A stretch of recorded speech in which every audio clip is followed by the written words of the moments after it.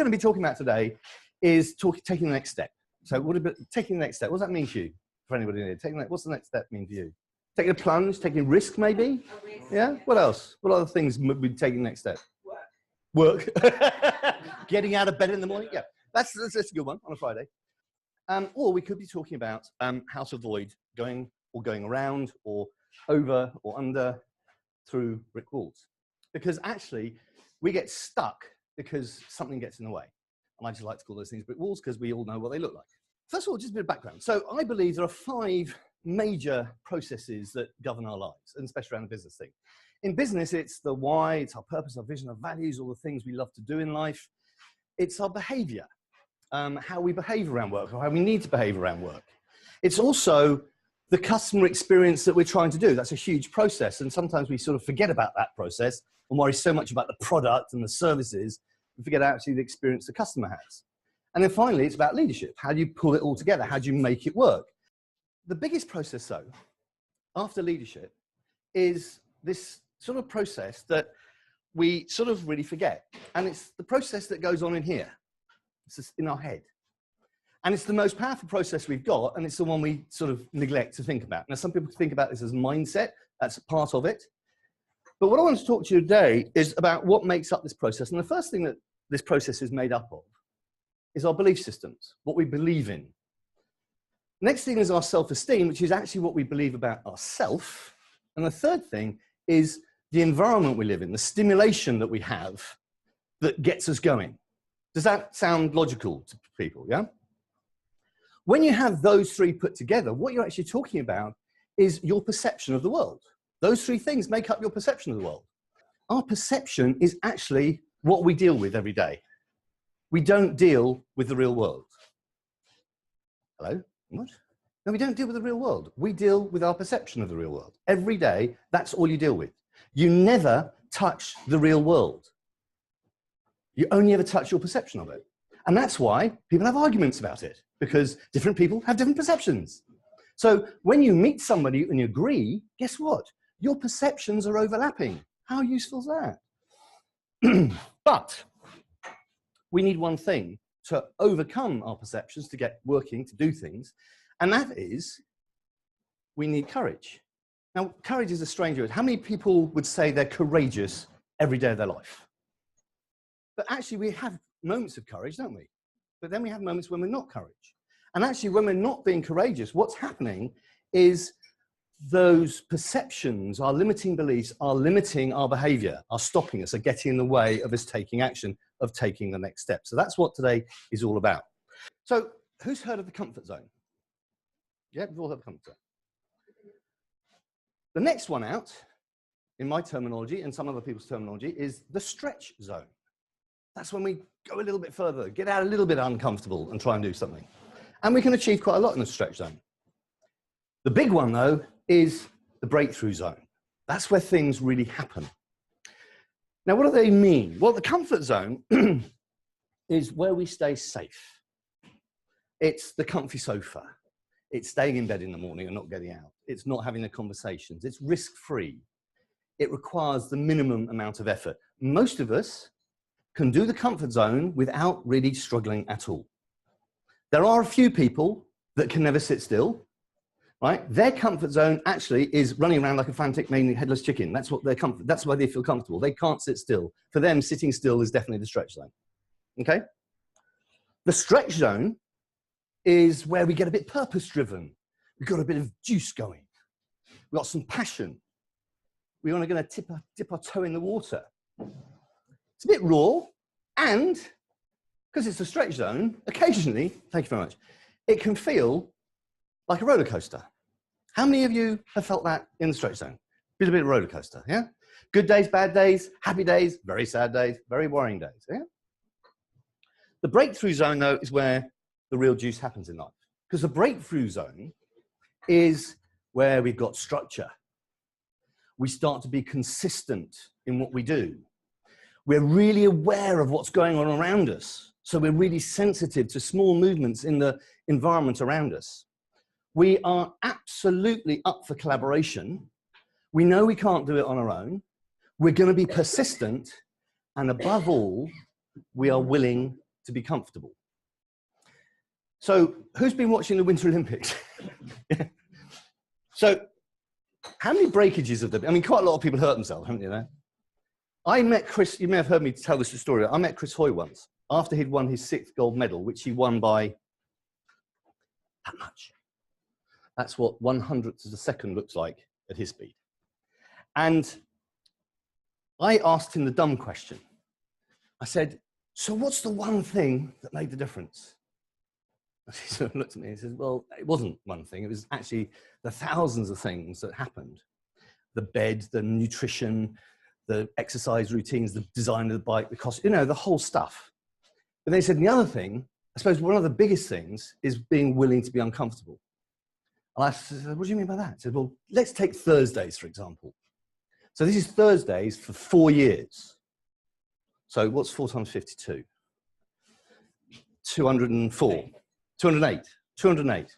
So 208 Thursdays in a row, he got up in the morning, he cycled 70 miles to this track where they did fitness training, which involved them doing grid training. Anyone done grid training in sports days? You go up 10 yards, back 10 yards, up 15 yards, back 15, and then to whatever distance you want to go to. When we did hockey, it was about 40 yards, and that was enough. We were dead by then. But guess what? Most of the time you throw up when you do that, because your body gets into this mode of fight and flight, and so it ejects everything that it can eject, and normally your stomach contents is the first thing to go. Then he would cycle 80 miles home. It was a different route. That was every Thursday. 208 Thursdays for 4 years got him to win a gold medal by that much. So persistent, consistent. Now, was he doing that on his own? No, there's a whole bunch of people around there, coaches screaming at him, going, go on, mate, go a bit faster, throw up again, right? So all that was happening the whole time. So he had a whole group of people around him. That's what the breakthrough zone feels like. Now, I'm not saying you have to go and throw up every Thursday for 208 Thursdays in a row. But let's look at the comfort zone. So it's stay safe, risk-free, minimum effort. What's that mean? Well, where's it come from, first of all? Well, our comfort zone is really run by our lizard brain. That's the old bit of the brain, about 100,000 years old, right? And it's really good at avoiding stuff. Because what was it designed for? It was designed to help you reproduce, stay safe, and feed yourself. That was it. Because if you could do that, you could survive. Survival of the fittest. If you did that better than anyone else, you were stronger, fitter, and you lasted longer. The world's changed a bit since then. But it's the way we're programmed. All of us, funnily enough, are programmed to go to our comfort zone. Just think about it for a minute. We're programmed to go there. If you leave people alone to do nothing, what do? Nothing, as long as they can feel safe, feed themselves, and reproduce. Reproduce sometimes is a bit dubious, but anyway. But the thing that drives us into our comfort zone at rapid speed, and it's sort of governed by, is fear. But not fear of being eaten by a lion. I mean, that fear does sort of tend to drive us, but it doesn't drive us to our comfort zone. That drives us to run bloody fast out the way and survive. That's not comfortable. But the comfort zone is all about false evidence appearing real. What sort of do I mean by that? So what would false evidence appearing real mean to you, for example? Past experience, I guess. Past experience? A feeling, right? Yeah? Like feeling embarrassed? Oh my God. When I do a talk on sort of stepping up and going out for things, there's 3 things I talk about, which is risking your heart, risking your reputation, and risking your comfort. Now, standing up, who likes standing up in front of a room and talking? Not many, right? I love it. And if I'm tired in the morning, say I've got to go and speak to 200 people, I'm up. That's it, I'm in my game zone. Love it. It's my stretch zone. It's where I really like to play. And I like to take risks on stage. Not big risks, but I like to be a bit unrehearsed, and I like to actually integrate with the audience or interact with the audience even better. And then actually, by that, it draws more out of me, not what I've just put on the slides. But what we're trying to do is actually, in the comfort zone, is that evidence, that feeling embarrassed or that past experience, that feeling we've got, that triggers the lizard brain to go, oh my God, don't do that. and it stops you. So that's the first brick wall. There's a good old lizard brain says, no, don't do that. Bad idea. Stay safe. Don't take that risk. Don't phone that customer because you're uncomfortable phoning that customer. Don't send that email because, oh, they might be offended by it. Don't go to that networking meeting. Don't stand up in front of a room and talk, right? All those don'ts come in because our lizard brain is going, hang on, no, I've got some evidence that that's bad for you. Stay away from it. And it's not this evidence, because this evidence is created in the front of our brain. And this is only 30,000 years old, and we haven't quite learned how to use it yet. Because it's really creative. Imagination. The brick walls we create an imagination, right? So if you're really good at imagining stuff, guess what? You're really good at creating brick walls. So there you go. That's why a lot of creative people are like, yeah, man, I just don't, yeah, I'll do this. No, cool, chill. Really creative, but they don't get out there and do it. Stretch zone. Now, I'm going to take a bit of purpose, a bit of passion, dip our toe in the water, try something out. How many of you recently, consciously stretched yourself? What did you do? What was it? What did you do to stretch yourself? Say again? Sang some top C's. Sang some top C's. Yeah. Not even going to go there. Right. Not even going to attempt that. That sounds very painful. Yeah, that's the really, really high one. Is that the glass shattering one? No, that's. But get in there. Right. Okay. Did it go well? Yes. See? Well, it will do eventually. Right. What else? What else did you stretch? Solo dance and performance. So that's solo part. Yeah. Good. What else? I've just started yoga, so I'm making my body like do things that It doesn't want to do. Yes. That's like going to gym. I mean, people do. You're gone. You just got a personal trainer. Yeah. And guess what? I'm not going to. Guess what? It's not him. Yeah. Right. Fine. Yeah. And what you've done is you've taken your stretch zone and you've added a bit of the challenge zone in because you've added some support. You've added accountability. Because the best thing about stretch zone is we often do stretch without telling anyone. And then if it doesn't work, it doesn't matter. Right? But is that true? Yeah? So actually this thing about, taking the next steps, I'm going to do this by next week. Great, fine. I won't tell anyone. Then if I don't do it, it doesn't matter. Right? But as soon as you tell someone, or you make a list, or you publicize it somehow, you put a display in your kitchen so all the kids see it or whatever, suddenly it's like, oh, I better do that. The thing about the stretch zone is the stimulation, that triangle, belief, self-esteem, stimulation, the stimulation is higher. You've created that stimulation in the front of your head. You've invented it. Great. There's a bit more belief about it. Or maybe I could. Oh, this could work, right? Then the lizard brain comes in and no, it won't. That's risky, right? And you have to push past that. The self-esteem's got better. Who remembers the first time they stood up in front of a room and talked? I was 9. And it was a school cricket match. And they wanted somebody to ask for somebody over the PA system. They said, Adrian, will you go and ask for Mr. Stewart to come to the...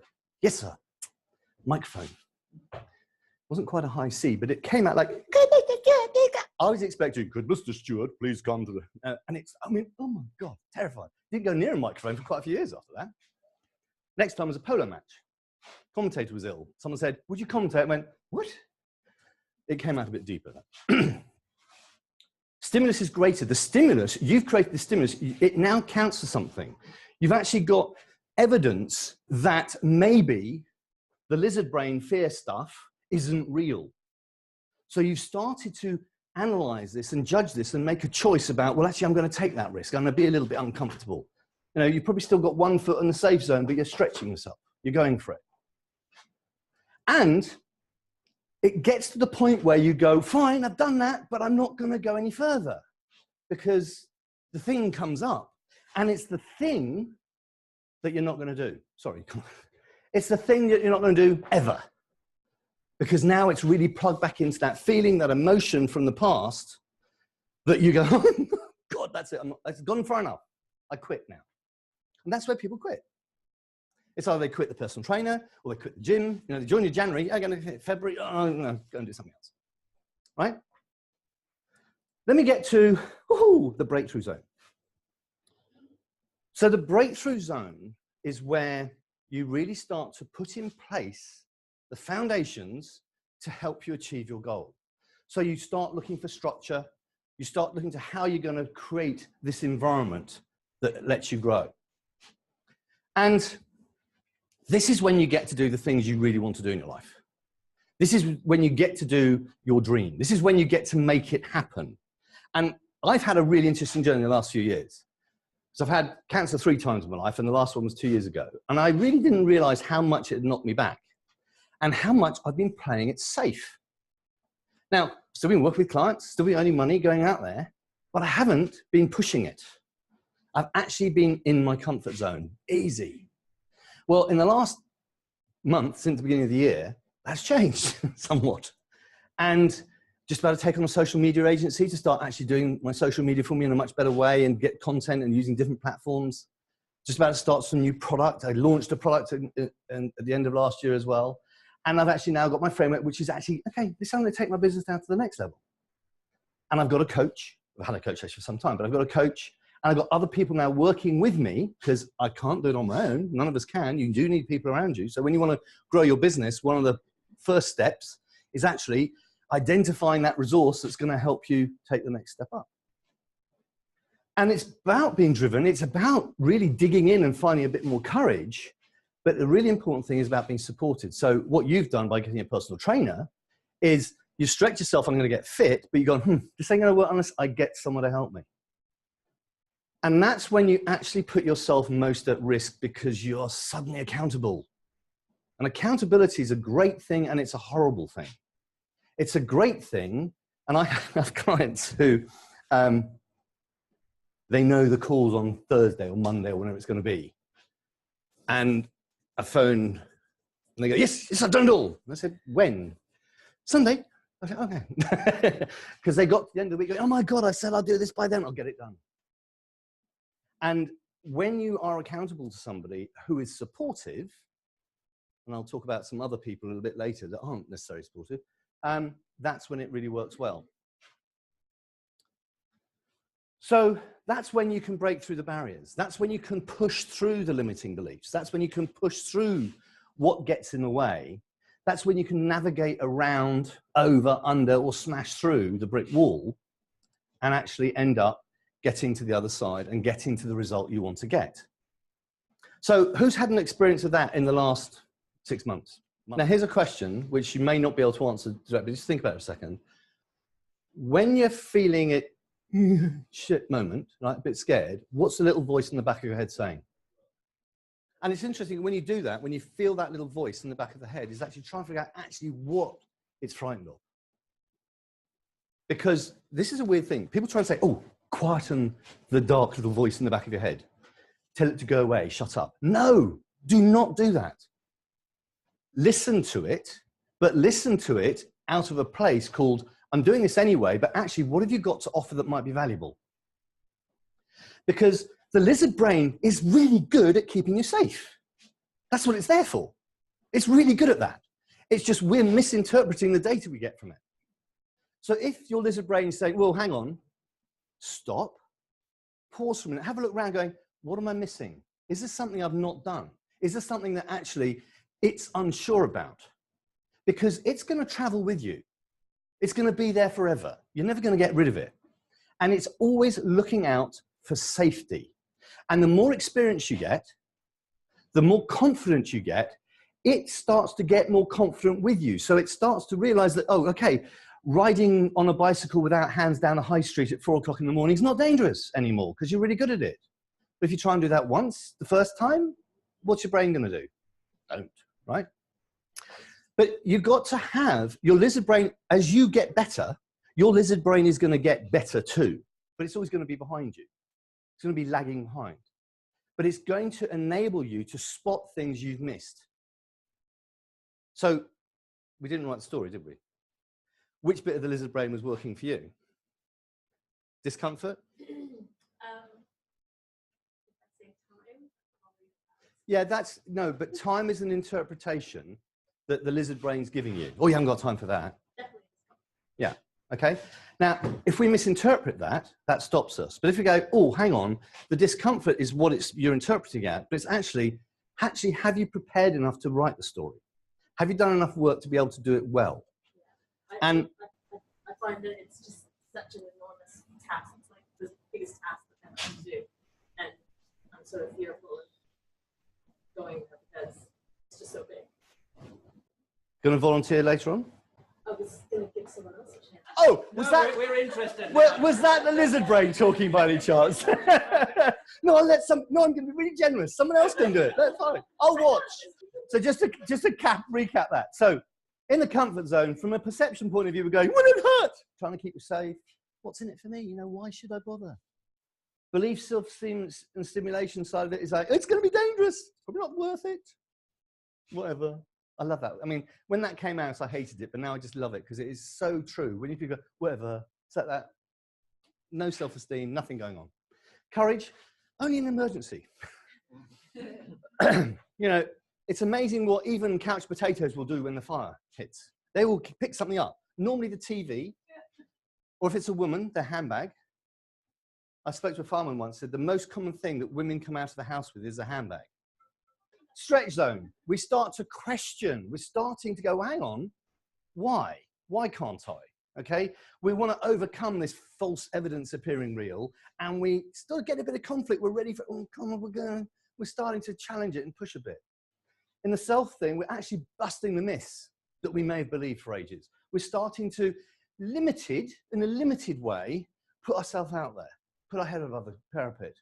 And we're a bit cautious or a bit timid. Now, this is really interesting because when you employ somebody new or you're working with somebody new and the relationship building process, there's an element where you start to get the engaged relationship where people start to actually have an empathy with you. They go through this part. So they've got to get rid of what they think about you, right? Because they've got to start to believe something different. They've got to get some new information from you so they can see you in a different light. They're going to be giving you limited permission. They're going to be slightly cautious about doing that. And they're going to be slightly cautious and timid about coming forward and contributing because they're not quite sure of themselves yet. It's when you start to stand for something, you put a bit of heart into it. You put a bit of reputation into it. You start to believe that you could actually cope with this. And you start to stand up and be noticed by people. And then the breakthrough is like, okay, you've now got a new perception on life. You've actually cracked it. This is where you're going. This is what, for me, you know, this is the breakthrough year for me. This is like, this is happening now. I've got rid of all the other stuff. Last year was the stretch zone. This year's the breakthrough zone. And I've run 2 multi-million-pound businesses. It's not that I haven't done this before. It's that it's when you do it again, you start at the bottom of the mountain. And this is something a lot of people don't realize. They come out of a large corporate job and they go to start a business. I've done that. I'm experienced. You did it probably, yeah? And you start your own business. And suddenly it's like, oh my God, what am I doing? Yeah. Yes. Where's the photocopying woman? Where's that young man that gets me coffee in the morning? It's like, I've got to do it myself. You challenge your old beliefs. You're looking for them. You're looking for them to get them and go, no, I'm going to break that down the whole time. And you've got clarity about where you're going. It's really important. You've got absolute clarity about where you're going. How many are in your first year, 2 years of business? How clear are you of what you're doing it for? What you're doing it for you. What's in it for you? How clear are you what you're doing your business for? Yeah? What are you doing it for? Okay. And what are you doing that for? And what are you going to build by doing that? What are you doing it for other people? And what do they build with that? I'm not trying to grill you, but this is the thing. We get to a point where, and this is lizard brain, right? This is pure lizard brain working right now. So this is safe. I can say that, da, da, da. But then it says, no, now I want you to make a stand. Now I want you to stand up and go, what are you doing it for? And so if I look at my business experience, I had fantastic corporate experience, right? Worked in 5 countries, earned lots of money, great. Left that, started something, didn't quite go right, started in the hotel trade because my father built a hotel, died, and I took it on. Brilliant business. Turning over just under £2 million, 27 bedrooms, exclusive use. It was a dream business. Sold that, went on, started a beauty salon business, became the albatross around my neck. I sometimes call it the soul-sucking albatross around my neck. Because I went into business with somebody I shouldn't have gone into business with because I thought that was a quick, easy route. That's one thing the lizard brain often does, is it encourages to go and do something because it looks quick and easy when it ain't, but it looks safer. And then that business went horribly wrong and I lost a lot of money. And that's when I had the divorce, the heart attack, the cancer came on, blah, blah, blah, you know, horrible stuff. So my purpose now is very clear. I know what it's like to start a business. And when it goes right, it's fantastic. And I know what it's like to start a business and you don't make it. And in 2016, there were just over 500,000 businesses started in the UK and 400,000 failed. Most businesses fail in the first 18 months, right? I don't like that. So I'm stopping it. Now I'm just me, right? Sorry, bit of motion. Now you notice these are in highlighted, because guess what we're doing upstairs? So the 3 people, I'm going to take you through this so you actually get to the what's next, which is actually about making a detailed plan. So what's a detailed plan look like versus a normal plan? How much money do you want to earn this year? By the way, as soon as people are asked that question, the lizard brain kicks in. What? Money? Don't tell people about money. Something, you know, don't share that, it's private, right? That, as soon as I said money, who had that sort of thought? Don't talk about money, right? How many customers do you want? How many customers do you need? Do you know how many customers you need? Now, I know that actually for me, if I have 15 customers through the year, which is my average, paying £8,000, which is the average sort of price the customer pays me, some go longer, some go shorter, it's around 8,000 average. That's paying me 200-something thousand pounds a year. Great, that's it, lovely. To get that, how many people do I need to get in front of? To get that, how many people need to have a conversation with me? How many meetings do I have to have? So I got real clarity about actually this year, I need to have, I think it's 175 meetings with customers to get the 15 clients to do the work I want to do. Oops. Then it's other things. What are you going to do with the money? It's no point just saying, I want to earn £150,000 or £200,000 or whatever it is. What are you going to do with it? What difference is it going to make to you? Write that down.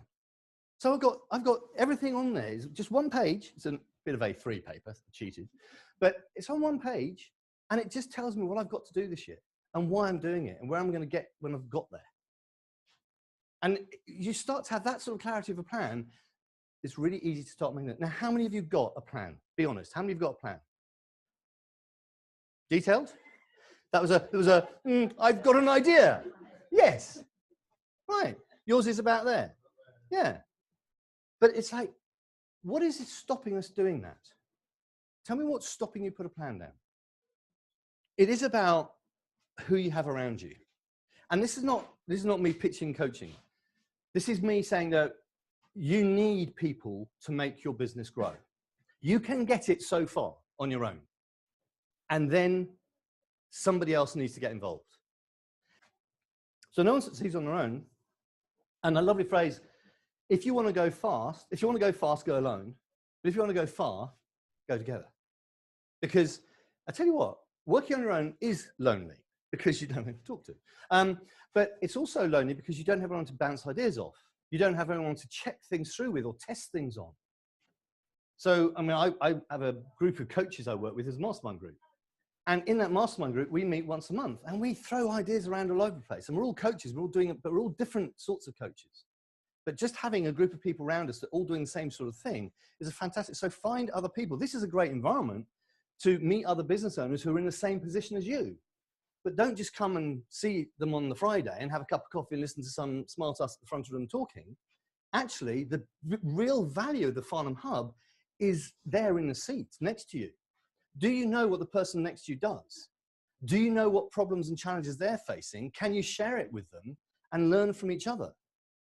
That is a fantastic resource. So here's a good one for you. Being at peace and clear about what you're willing to suck at in life and in business is one of the biggest gifts you can give yourself. Do you understand what that means? Because you're not brilliant at everything. So stop trying. Really, be nice to yourself. Give yourself the best gift you can. Own up to the fact that you're no good at that shit.